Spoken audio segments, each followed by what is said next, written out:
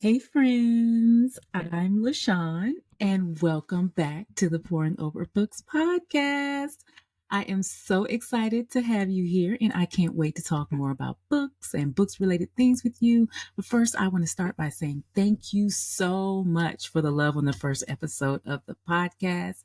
I appreciate all the feedback. Thank you for sharing. Just thank you for listening and keep sharing.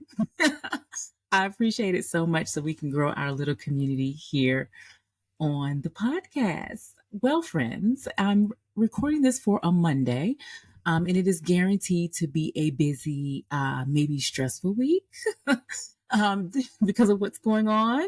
If you don't know, the election here in the US of A. I plan on coping, of course, with books. Yes. So the goal of today's episode is to give you a few, I think five, maybe six books that you can use to, let's say, escape reality until the world sets itself right again. Because I think we're in for a roller coaster this week, and I want to give us all something to do while we wait. I've chosen, like I said, five books in five genres to try to help you find something that everyone might want to read. Hopefully, one or even all of these books get you through the next week. Think of this podcast as your emotional support episode. And if you want to have breakdowns and obsess with me anyway, join me over on Threads. Same name, same handle, because I will be over there spiraling. Okay, so let's get started. All right, so let's talk about the five books that I want to recommend if you want to escape reality this week. Number one, if romance is your thing, I'm going to recommend A Love Story for Ricki Wilde by Tia Williams.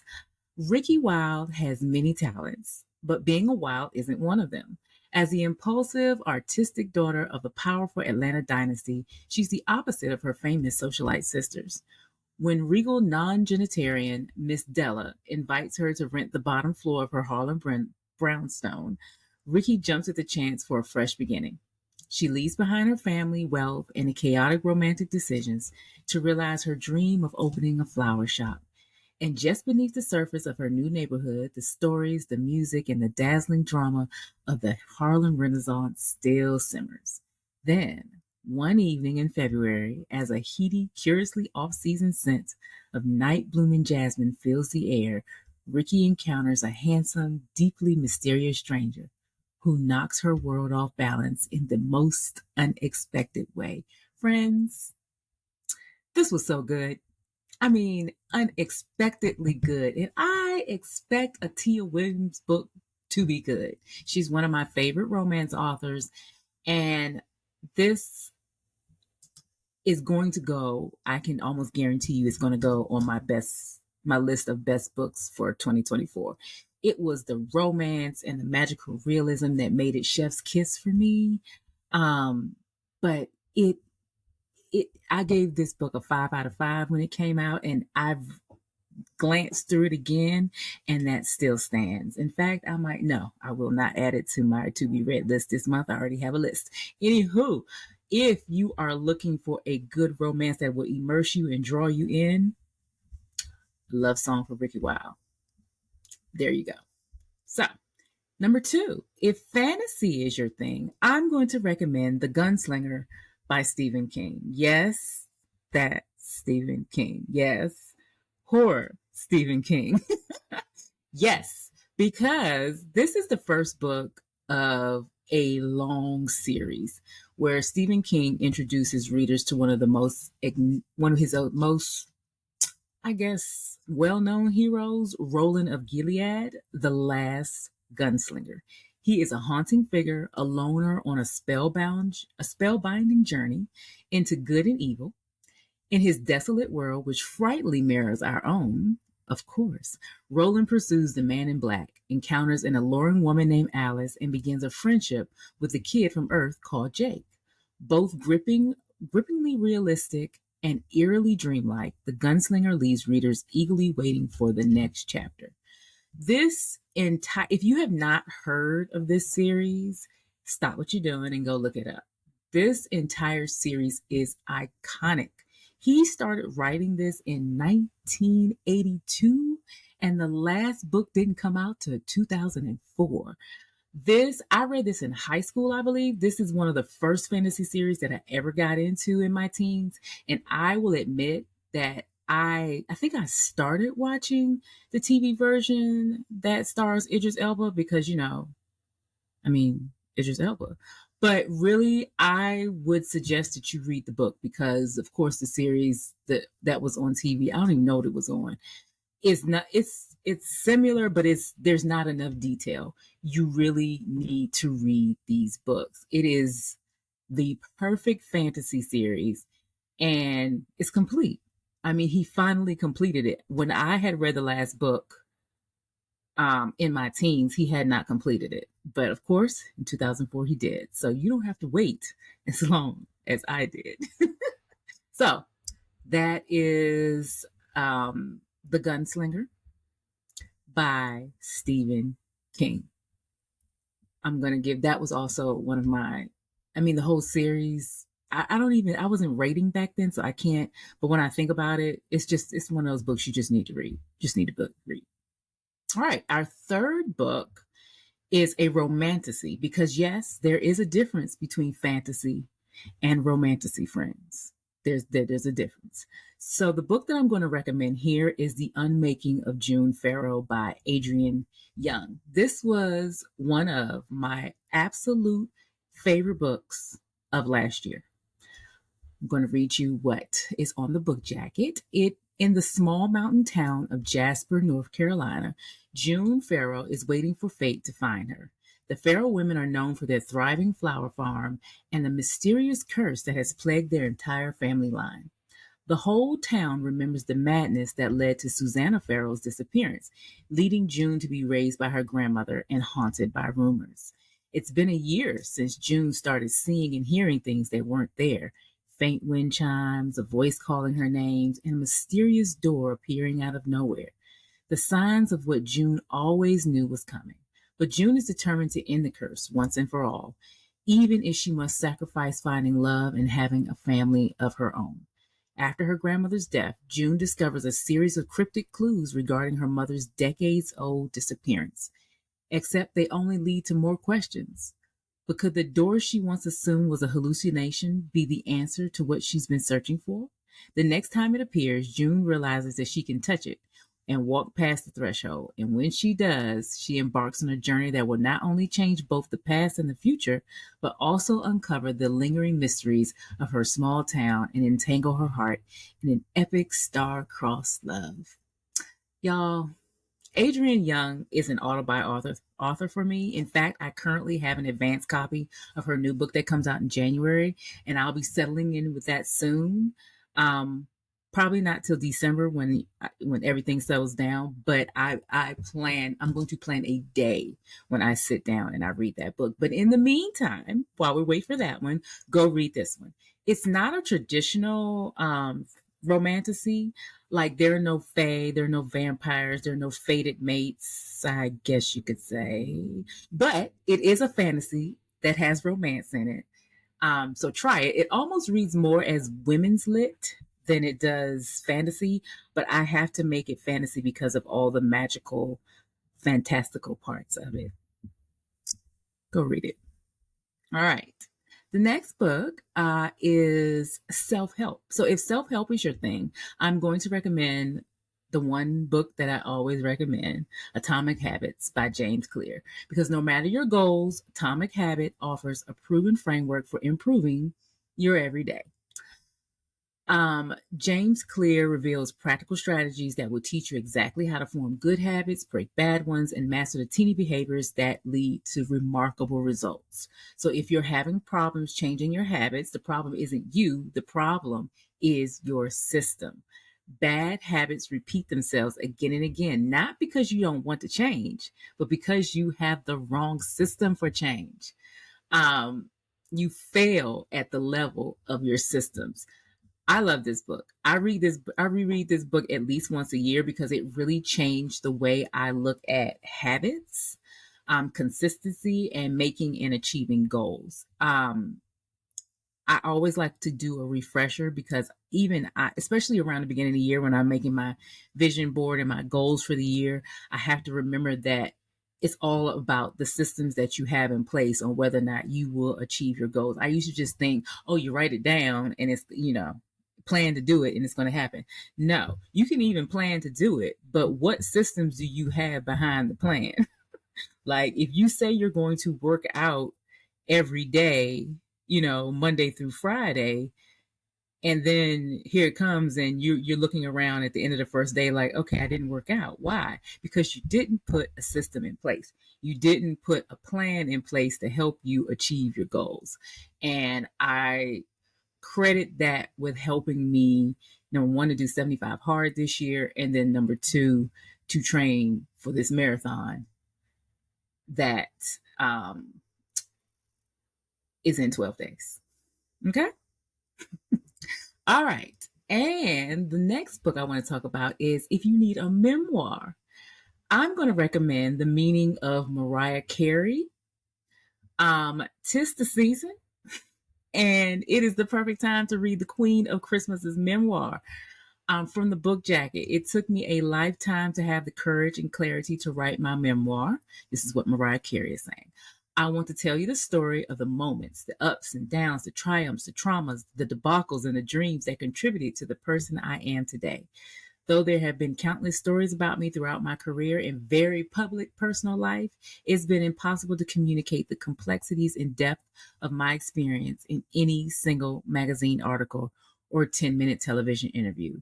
And even then, my words were filtered through someone else's lens, largely satisfying someone else's assignment to define me.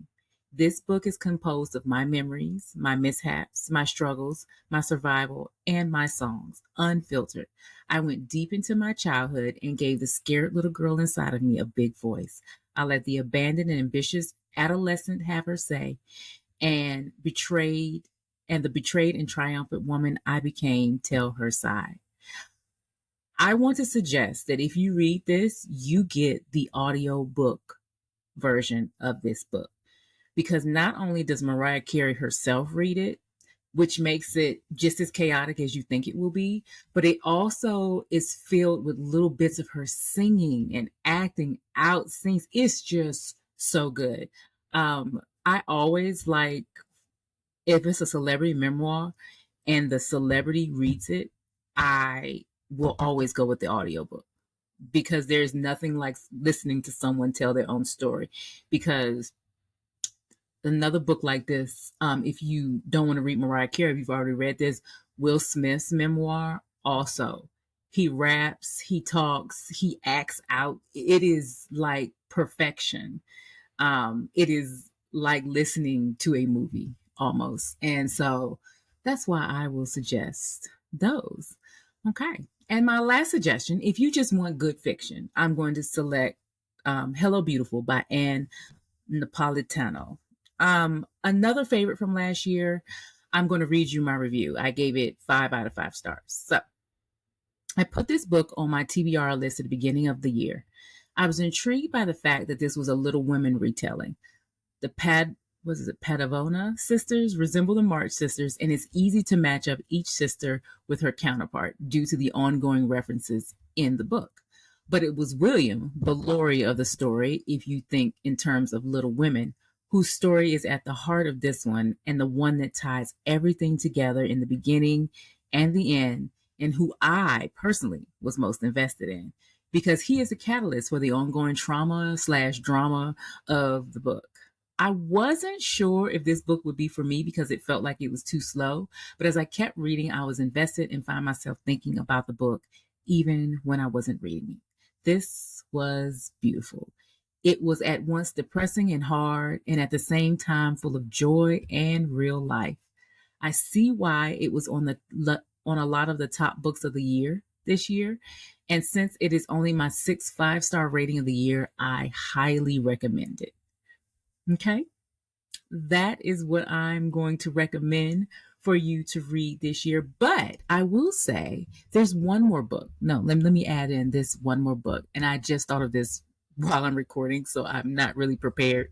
But if you want to immerse yourself right now because of the climate, because of where we are right now, if you want to immerse yourself in the history of the political of it all, I recommend reading Sharon McMahon's new book. Let me look it up. Sharon McMahon. I might be saying her name wrong, but Sharon Say So on Instagram, the one who always has all the details. If you want to know something about government and history and how politics works, you go to her. She has a new book out. It's called The Small and the Mighty. 12 unsung Americans who changed the course of history from the founding to the civil rights movement. If you want something a little bit more serious and a little bit more educational, I'm going to go ahead and recommend her book. I will she's America's government teacher. I think everyone should follow her. Like half of the misinformation in this country wouldn't be here if they did, but I digress. So those are the books that I'm going to recommend that we immerse ourselves in this week to distract us. Let me know on social media, in my DMs, wherever. Let me know what you chose and what you read, or even if you didn't read something that was on my list but it was good and it helped you, let me know. Just let me know on Instagram, in my DMs. Slide in my DMs, friends. All right, let's move to the water cooler. This week's topic is, should books have warning labels? Okay, friends, let's move on to the water cooler. Today's topic is, should books have warning labels? A big debate these days in the romance genre, which I think this whole debate is biased, but I digress. I say that a lot. But anyway, the big debate these days in romance is whether or not romance books should come with an explicit warning label. Evidently, the story goes, it started with someone bought the book Icebreaker. It's a romance, a contemporary romance, a hockey player and a figure skater, I think. And the book has a cartoonish cover, as do a lot of romance novels these days. The books look like they look like they're fun. But someone evidently bought the book Icebreaker for their daughter because of the cover, didn't read the blurb or anything, because the daughter said she saw it on TikTok and one of her friends read it and it was good. And they had no idea it was explicit. The reason for these stickers, according to some bookstores, is to warn parents and teenagers of the sexual content of popular book talk recommendations. But frankly, and I'd say this, so don't come after me with your pitchforks. Any book that is not in the children's and YA section should be considered adult. If you do not find that book in the YA section of your bookstore or library, consider it adult. Parents and friends. Just because it's on the bookshelf and it's got a cute cover does not mean it's YA. Most likely it is not.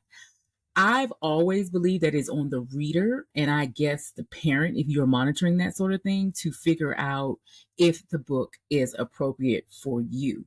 I know that when I am reading a romance novel personally, I always look for certain things. If it says dark romance, most likely I am not going to read it because that's not my thing. If it says BS, bondage and all that stuff, think 50 Shades, it's not for me. It's not my thing. And I expect, and sometimes it's just as simple as reading the book jacket, because the book that it seems to be the main contention, Icebreaker, I've seen that book in a bookstore and it says sexy book talk book. So I'm like, okay, did you not read? But on the other side, I get the context as a parent. But I also remember reading Jackie Collins when I was way too young, and I hate to utter this cliched Gen X sentence, but I was fine. I also remember reading Disappearing Acts by Terry McMillan. I asked for it for a Christmas present. And so I can see the parents' perspective because I asked for it as a Christmas present and my mother just bought it for me because at that time I was a reader. And in her brain, LaShawn asked for a book. Let me get her said book because I used to ask for books all the time. It was only after I received the book for Christmas and she picked it up once I was, a fast reader, almost done with it. She picked it up and read it and was like, wait. But then by then it was too late and everybody in my family had passed. Every female in my family read that book that Christmas. We was into it. I still have my original copy and it is beat up and pasted together because so many of us read that book. But anyway, I digress. I mention this because in the modern era of romance novels often have discreet or these cartoon covers to avoid drawing attention to their content. Because in spite of the fact that romance novels are a billion-dollar industry now, romance novels are still seen as frivolous and trashy when you compare it to, say, serious quote unquote literature. I feel like adding these content warning labels reinforces the stigma. It's like by signaling out romance novels, it's as if they saying that the genre is more explicit and or offensive than any other genre. I mean, romance novels are often much more than sex scenes. I mean, yes, there are some where, frankly, it's just a smut fest, and that's okay. But romance novels are a form of entertaining just like any other book, any other genre. They provide readers with an escape just like any other genre. And if you set aside the sex seriously, it's for women especially, it deals with themes like consent, what a healthy relationship looks like, what a healthy relationship does not look like, self-discovery. It's almost like a teaching method sometimes for some people. And some of us, yes, it's just entertaining. And this leads to the question of what message is this sending if we decide to put labels on books? Like, do you want romance readers to be ashamed of what they're reading? I mean, imagine being on the subway with a big fat explicit sticker on your book. And then everybody knows, oh, she probably reading some smut. I mean, really? No one should be ashamed of any book that they're reading. I mean, sticking adult content warners on stickers on romance novel reinforces these harmful attitudes that society has towards romance genre. And again, it sends the message to readers that we should be ashamed of what we are reading. We should be celebrating and supporting the romance genre because it gets people reading. And is that not the point? Not stigmatizing and shaming it. So I just want to go on record to say, read your smut with pride. Read your smut with pride. Okay? That's all I got to say about that. All right. So that is all I really have for today. We are coming to the end of the episode, but I do want to talk about the 3 things that I'm currently thinking about this week. Number 1, I'm obsessed with voting. Tomorrow is election day, friends. If you have not early voted, it is your civic duty to go and vote. I'm not talking about who you voting for on here. I'm just talking about it is your civic duty, your forefathers fought to get you the right to vote. Go and vote. Number 2, what I'm looking forward to this month. I made a list of 10 books I'm going to get through in November. I am going to try very hard not to deviate from this list. It's heavily fantasy themed, and I'm loving that for me. Okay? Loving. Okay, I've been purchasing things to take along on my marathon run because, I got to be prepared, and I am that girl. I found this little portable charger this week that sticks right to the end. You can't see me right now, but it sticks right to the end of your phone and just charges it. It is so light and it can fit into my pocket because it's small.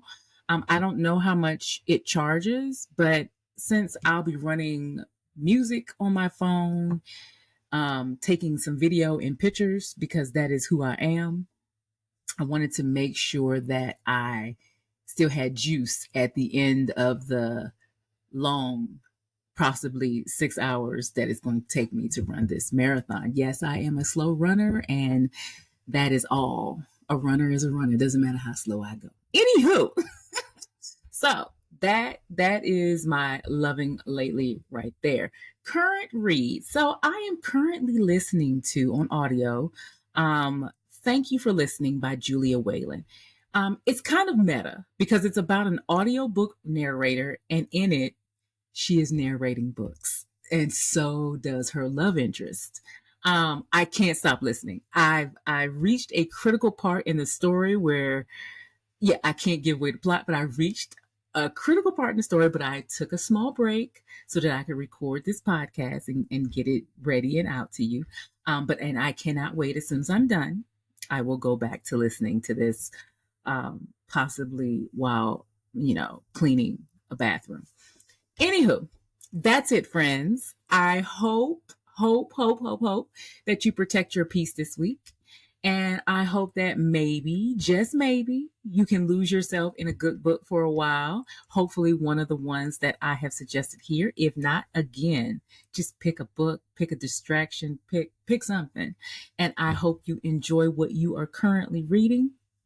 And that is all the pouring over books that I have time for today. So I will talk to you soon, friends. Bye.